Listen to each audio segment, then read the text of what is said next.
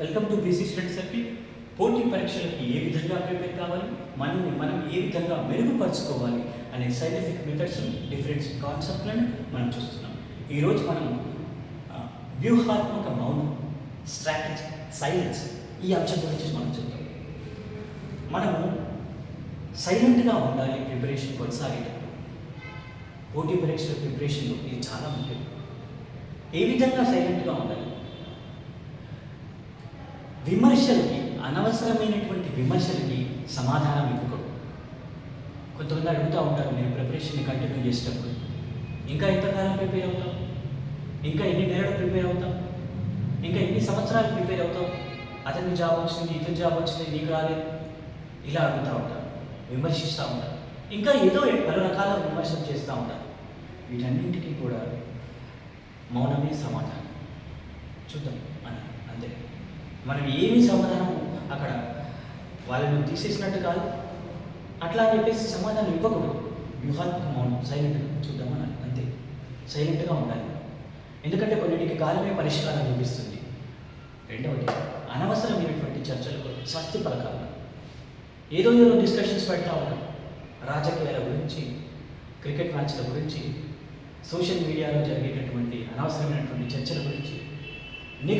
Negativity మొత్తం social మీడియాలో జరుగుతుంది. ఎక్కువగా చర్చలు వాటిపైన, నెగిటివ్ విషయాలపై, పాజిటివ్ విషయాలపై కాదు.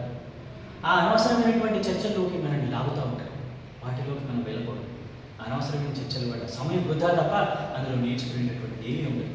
కాబట్టి మనం ఈ అనవసరమైనటువంటి చర్చల విషయంలో కూడా వ్యూహాత్మక మౌనాన్ని పాటించాలి. అంటే అందులో మనం చూడకూడదు, అందులోకి వెళ్ళకూడదు, దాని గురించి మనం ఆలోచన చేయకూడదు. తర్వాత ప్రణాళిక గోప్యత, అంటే ప్లానింగ్ అనేటటువంటిది అందరికీ ఇవ్వకూడదు. నేను ఈ వీక్లో ఇది కంప్లీట్ చేస్తాను, ఈ మంత్లో ఇది కంప్లీట్ చేసేస్తాను, ఆ క్వశ్చన్ పేపర్ సాల్వ్ చేశాను, ఈ మెటీరియల్ చదివాను, ఇదంతా చెప్పుకోవడం వల్ల ఏమవుతుందంటే మీరు డిస్టర్బ్ అయ్యేటటువంటి అవకాశాలు ఎక్కువగా ఉంటాయి. ఎందుకంటే మీరు ఎప్పుడైతే ఇది చెప్పుకోవడం మొదలుపెట్టారో అందుకు సంబంధించి క్వశ్చన్స్ రావచ్చు, ఇంకేదైనా డౌట్స్ రావచ్చు. వేరే వాళ్ళు మిమ్మల్ని అడిగినప్పుడు కాదనకుండా మనం సహాయం చేయాల్సిన అవసరం కూడా ఏర్పడుతుంది. ఇది చెడ్డది అని, తప్పు అని నేను చెప్పను. కానీ ఇక్కడ మీకు ఒకవేళ కనుక ఎగ్జామ్ డేట్స్ ఎక్కువగా ఉంటాయి, నోటిఫికేషన్ మీకు సమయం ఉంటే పర్వాలేదు. కానీ తక్కువ సమయం ఉన్నప్పుడు మాత్రం ఇది తప్పకుండా మీకు డిస్టర్బెన్స్ క్రియేట్ చేస్తుంది. కానీ ఎప్పటికైనా కూడా ఒక స్ట్రాటజీ అనేటటువంటిది మన మనసులో ఉంచుకోవడమే మంచిది తప్ప బయటకు చెప్పడం అనేటటువంటిది మంచిది కాదు. ఉదాహరణకి ఒక ఎలక్షన్లో ఒక వ్యక్తి నిల్చున్నాడు, నేను ఈ స్ట్రాటజీస్ని నేను ఫాలో అవుతాను, గెలుస్తాను అంటే ఎదుటి వ్యక్తి ఏం చేస్తాడు? అప్పుడు అంతకు మించినటువంటి స్ట్రాటజీస్ని ఫాలో అవుతాడు కదా. ఒక క్రికెట్ మ్యాచ్ కావచ్చు, ఒక క్రీడలు కావచ్చు, మనసులో స్ట్రాటజీ పెట్టుకొని వచ్చి వాళ్ళు అక్కడ క్రీడా మైదానంలో ఆడుతూ ఉంటారు. అట్లాగే ఇక్కడ కూడా మీ స్ట్రాటజీని బయటకు చెప్పకుండా మీ అంతర్గతంగా ఉంచుకొని దాన్ని మీరు ఇంప్లిమెంట్ చేసేటువంటి ప్రయత్నం చేయాలి. తర్వాత వినటం ఎక్కువగా నేర్చుకున్నాం. ఇది మనకి 2 చెవులు ఉన్నాయి, ఒక నోరు. అంటే దాని అర్థం ఏంటి? భగవంతుడు అలా ఇచ్చాడు అంటే అర్థం ఏంటి?